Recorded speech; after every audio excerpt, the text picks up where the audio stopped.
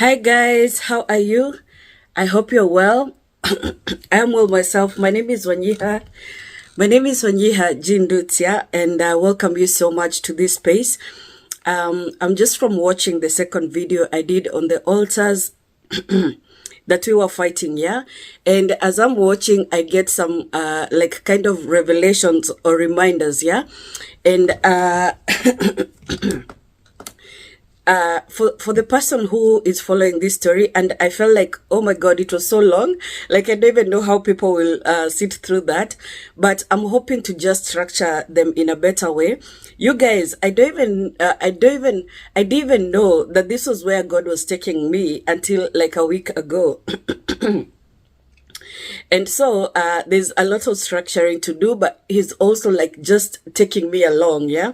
And so this is about to get so deep, and just be very, very alert, yeah. And if you can, just take notes, yeah. I know I don't speak in a manner that you could take notes, but please just take notes. I'll try on my end and you try on your end, because there's people that God is targeting with this, and it's all about a marriage, okay? And the problem in your marriages are witches. And it's, you know why God is using my story? Because it wasn't just our family that was going through this. It was a lot of other families, yeah? Like I told you, a few generations ago, people embraced crafts, yeah? Witch crafts. The worship of other gods and things they did not understand, because they saw themselves suffering, yeah? Through so many things. And so I've taken you through 3 videos, and one was like this huge explanation of the discoveries we've came to 4 generations ago. Now, the thing that is so unique about that, yeah, is that, you know how I always say that I grew next to my grandma, always so close to her? That is the same thing that happened to my mom. She was always so close to the grandma. Because of how things were happening, the dad was no longer present, and so my grandma would start now hustling, being away, trying to make ends meet, coming now to Nairobi, trading, going to Mombasa, traveling a lot, yeah? And so mama would be around great-grandmother, my great-grandmother, so her grandmother, yeah? And that is how she got to know so many things that even her older sisters don't know, yeah? Some of them, yeah? And, you know, it occurred to me that I never even asked my aunt whether she had a problem getting her second son, her last child, who is Njogona, yeah? I never asked her if she had problems, and I didn't even get a chance to ask my mom about that, yeah? But like I told you, like you have seen, we had all these issues getting to this Njogona, yeah, that we call the Karega.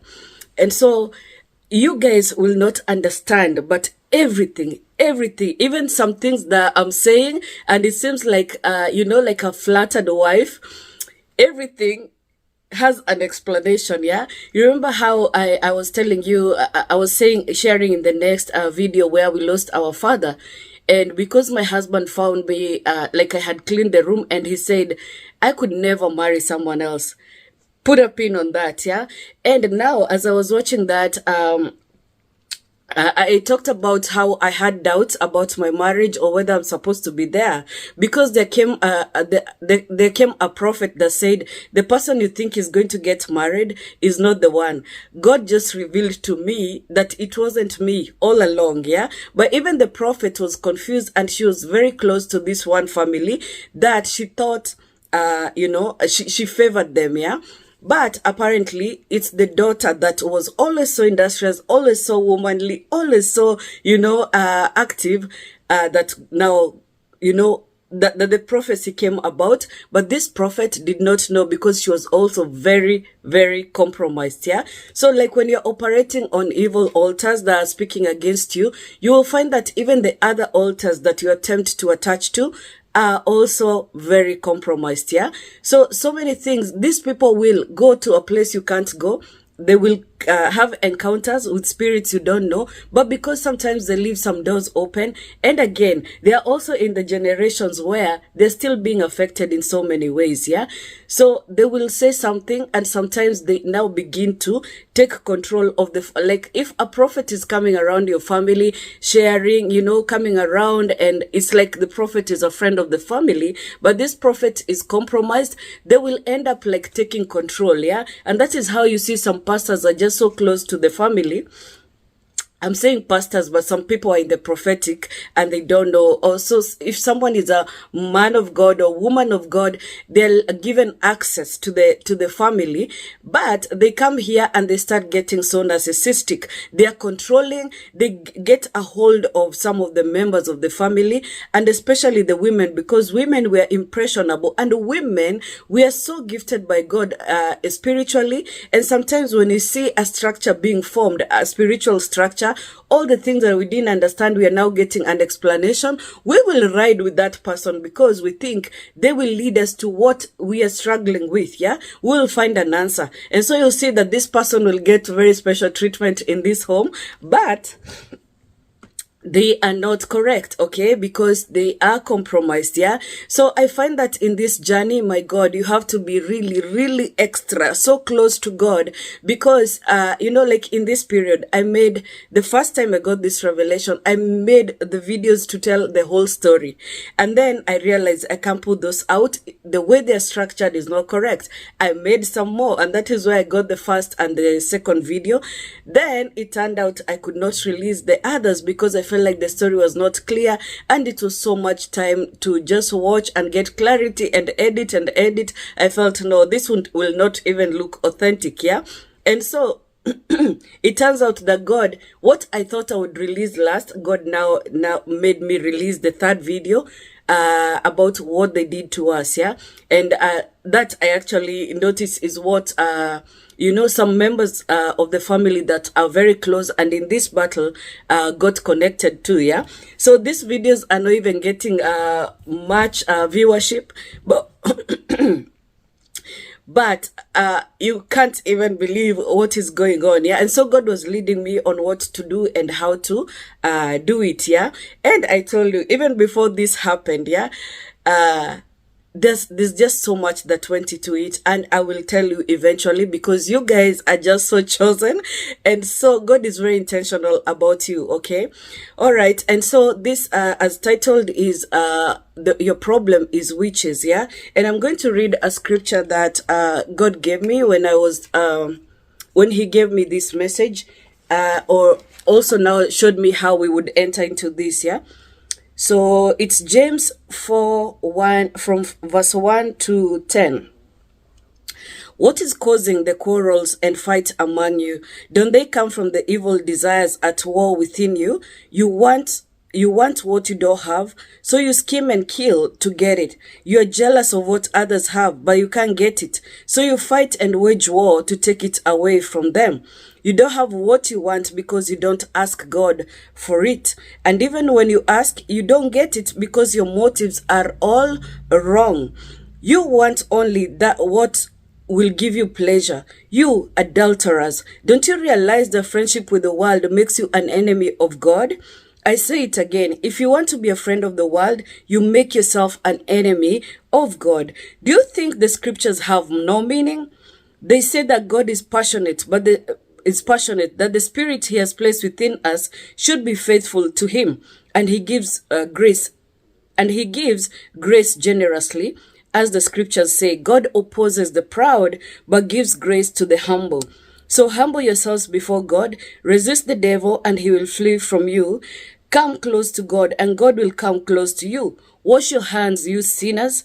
Purify your hearts, for your loyalty is divided between God and the world. Let there be tears for what you have done. Let there be sorrow and grief. Let there be sadness instead of laughter and gloom instead of joy. Humble yourselves before the Lord and he will lift you up in honor.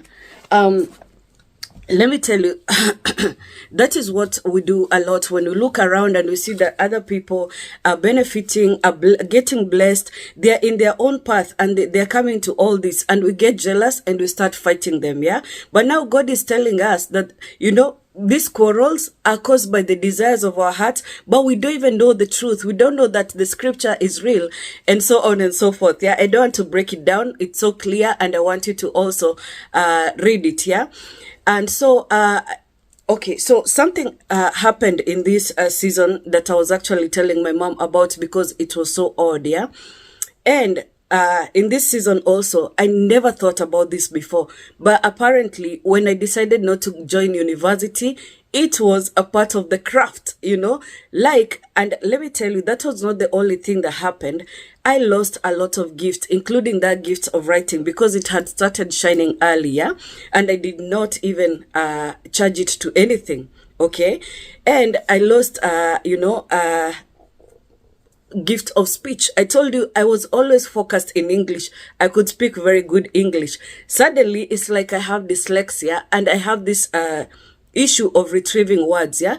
So you can see how even in my struggle with speech, suddenly I can't even sing. What is happening? Apparently, there was, destiny manipulation, right? Everything that was shining in me was being fought and taken away. Yeah. So it so happens that you see the background story. If you've watched the third video, it was that my grandma, who was called Nduta, was bewitched. Yeah, and her child delayed coming out. Like, she was in labor for 8 days. Did you guys notice how I said, despite me being very heavily pregnant, my second son that we came to name after her child, yeah, many generations after my grandpa, I was pregnant with this child 9 months, 2 weeks, like he extended. Why? When he was already engaged, like fully occupying me. So there was that, but we also didn't know. Why is it that we don't know? Because everyone has been put to slumber in the family. Yeah. So you see all these things, and that is why you should listen to your children, because your children are what God uses to pierce like an arrow into the future. So they come back with information. But what happens? When you're so afflicted, when you're so into your own feelings and what you're feeling in your body, because that is caused by witchcraft, your child comes and you think they're rude. They're talking to you and you end up fighting with this child because you're like, I'm older. Now, think about it, how our society has been, yeah? We've not even been letting kids talk. We thrive in secrecy. We have all these secrets. All these crafts, yeah, have made us get into things that we never thought we could get into. Have you ever committed a sin and you wondered, who is that? That is not like me, And even if people heard that you did that, they'll be like, my God, that is not like you. What is happening to you? But people, the way we've been living in our society is like, people are happy when you do wrong. Yeah, people are happy when you fall. People are happy when they see you rising and then you fall. They do not know that what they're witnessing is also happening to them, and that is why they're getting the joy to see, okay, confirmation, I'm not the only one who falls. And so the people who were afflicted, yeah, like part of my family who realized something is happening here, among the ones who were not now in this line to fight this battle, or they were, but they compromised. They also came into the crafts long ago, and it was how they were operating. They were able to now keep their energy. They knew how to fight and how to keep going, right? But the chosen one, who does not have the knowledge, is over here dying and cursing their children because, how are you talking to me? So it has taken God's mercies and coming up to this fourth generation. And I was telling you how me and my son were clashing, and I kept wondering, what is this? But I realized that every time I went to the closet and I was praying about my son, God would just change things. I would see a change for a little time. Like, he would come and say, like, hi, Mom, how are you? And he's always like so kissy, so touchy. And I'm always like, I don't want to be touched. And like, we go into like a funny thing. Yeah.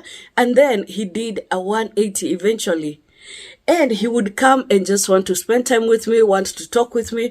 And I realized that I'm telling him things that I didn't even know I carried, yeah? And so I'm blessing this child, no matter what the circumstances were looking like. And that is what we're supposed to do for the chosen ones who are fighting the battle. When you identify the next child who is going through the same things as you, you must now start protecting them and covering them, okay? So anyway, I know I'll have to do the next length of this in the next video, but I'm just like highlighting all these things so that if you're following the story, you don't get too lost, yeah? So these people learned how to survive, yeah? Learned how to operate in this craft, and some embraced religion, you know, like they would attend church, but the way our churches have been, you don't get the truth there, yeah? The prophets don't even get to speak in church, yeah? And you see, so we find the apostolic is attending, you know, doing the physical, and so we come to the church, we hear the word and go. So the seeds are planted, but we don't even know how to apply. Again, do we ever read scripture? Because when we are consecrated, when we are coming around God, yeah, we want to learn. We want to know what he says, yeah? So we've been given the tools, but we're not implementing. We're not doing the work. We're not, you know, we're so focused on the physical, especially after the independence. A lot of people were, you know, going now, doing this rural urban migration, going to look for work, going to make you know, ends meet, yeah? And some would be very challenged. It's like how now we are coming abroad, and some people are very challenged. They even run away from family. They stop communicating. Why? Because now they've come to some challenges. They came to look for money, but they don't know that God allowed it so that you can come to the truth. Now, I always tell my mom, like, when you're doing this journey, you get this awakening, and you get like your eyes open, your ears open, and you can actually, as you're transiting, you can actually hear what your people are saying about you. You can hear what your friends are saying about you. And more often than not, they leak the information, yeah? Like they will tell you, oh, I'm thinking this, or somebody said this, and now you get the whole picture. You get a lot of revelations that you cannot substantiate, but time always reveals the truth, okay? So many things that God will reveal to you. And once you arrive here and you just get dormant and you're wondering, like, you don't keep the same energy, of which you can't, yeah? Because at some point you have to come down or go mad, yeah? Because for people especially who have had a very hard time migrating, you get so deep into the spiritual and realize also you are this is a war.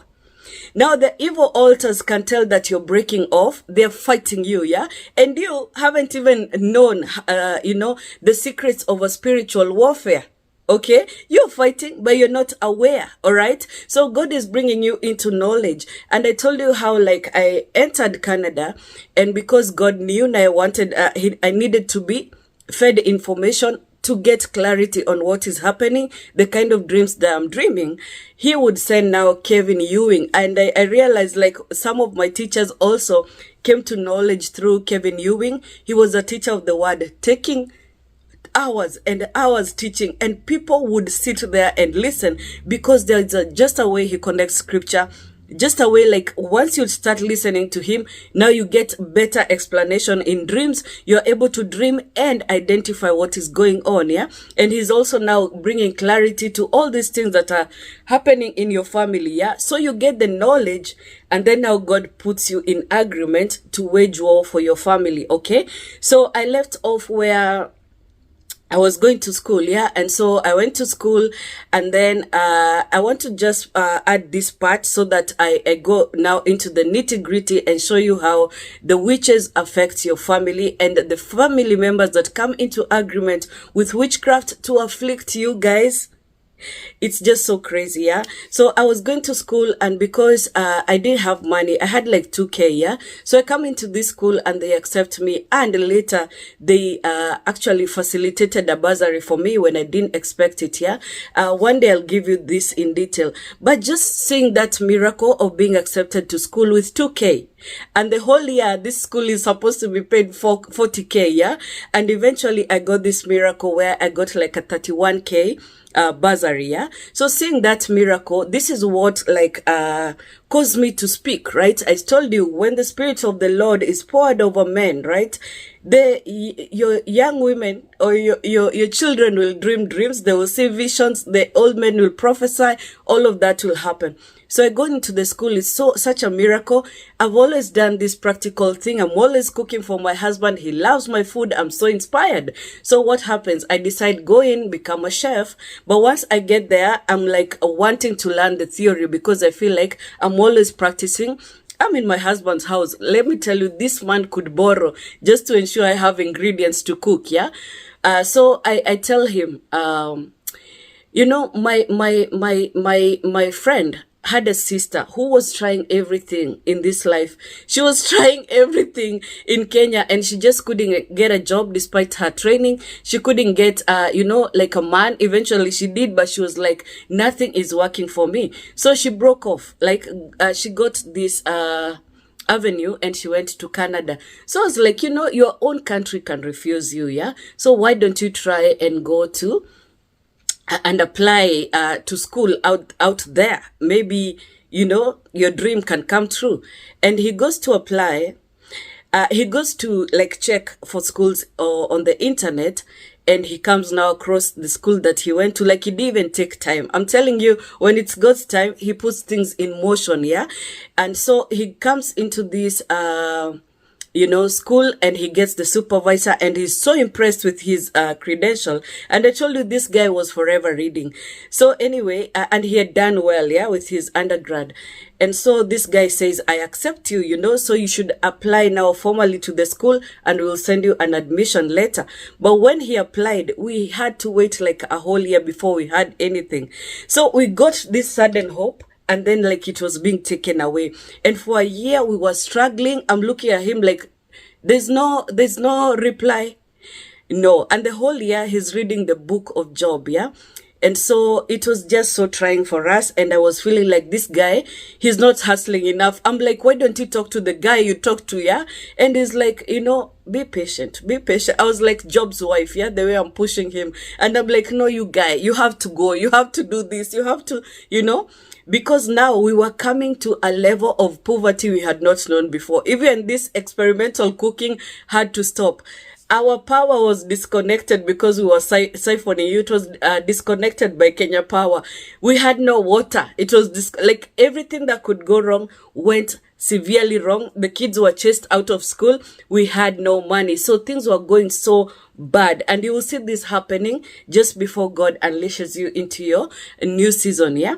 And so towards the end of the year, I remember it's December. One day he comes home and I'm like, he just knew the look. Yeah. And he says, no, we didn't get it. And by this time, we had gone back to church, yeah. I had gone back to church for some reason, and I went to the kids, yeah. But I was like, no, I don't want to even be in church because I'm not looking nice, you know. I'm not feeling it. And because we had gone with our child, Michael, he's stuck there. This was my childhood church, and Mike decides to stay. And so we had no choice, but the dad would bring him like every Sunday for Sunday school. Now, our pastor noticed us, and that is, he sent a young guy to us, yeah? He sent a guy with groceries. And so he came and he was like, Pastor sent me, and it's nice that you guys should come to church. And that's how they caught us. Yeah. So we were like, okay, we have no choice. So this is before December. We had gone to church. We are like now going to church, just, you know, attending church. Yeah. And eventually I'm like, I want to join the women, because I always hear the pastor's wife announce the women should remain. So I want to join the women, and I want to know how. So on one of those occasions, I told Habi, take me to the pastor's house. So I made some cupcakes. We went to the pastor's house, and I tell them that I want to join the women's group. I want to know what the procedure is. But because we're embraced so well, like the children of the home, I told them what our problem was and what we are crying about, what we are seeking God about. And so they took that thing very seriously. And now the pastor is like, just got onto the matter. Yeah. And so like, after that, now they're just praying for us. We are attending church, and they're like, you know, with such certainty, the letter is coming. Okay. And so in December, the Kesha night, yeah, the 31st of December, 2008, this is our seventh year, yeah. I tell hubby, if you go to the cyber today, please print for me the song "The Storm Is Over," and I will sing it at Kesha today. I still was attempting singing, even the voice was stolen. Okay. So he goes, and I'm outside, I think, buying vegetables, and I see him coming, and I'm like, okay, where is my song? He's like, okay, the song is here, but guess what? And I just knew. So we're like, oh my God, how? So we went to church for Kesha that night, and so hubby told the pastor, and there was a visiting pastor that night, yeah? So as they're preaching, are visiting like prophet, yeah, and he's the one who was now giving the message that night, yeah. So we are sitting next to each other in the church, just listening to the word. And what does this guy say? He divides us. He says, people from this particular section move to the other side. And we get so confused, like, doesn't he see we are husband and wife? He's like, move. And so he goes to the other side, yeah? And along his message, he says, he prophesies to the side that my husband is sitting on. And he says, some of you from this side, you'll be the first people in your family to get into an airplane. And we look at each other like, what? It's the same night we've received this, so we know it's happening, yeah? And so we are like, okay. And he said, some of you will be, I think, abandoned, or so. He continued this message to a point where he called now some of us to the front to be prayed for, and he said we are going to go into very difficult challenges, yeah? And so later I'm like, to my husband, I'm telling him, what did you understand in that message? He was like, that could never be me. It's not me. If that is what you're thinking, perhaps it is your dad who abandoned you. Okay. So we are thinking these things, and anyway, the excitement is too much, and we start now planning of what will happen, planning about when I could join him, because we were like, no, we can't jeopardize this, because even if we got some money, I don't think it will be enough for all of us to go. How will we even prove that, we can go and support our family on the other side? So directly from before, we knew that we would not be traveling with him. Actually, it's only the other day I was watching a lady on Lingugi saying that she researched how she could go for education but still go with her family. So I know those things now happen, and she's helping people. But for us, we just decided that he goes first, yeah? And in a year and a half, we would join him, okay? So I'm going to continue on more of that once I come back. But now I'm going to school, and now he's about to go into school come year 2009, okay? So I'll see you on the next one.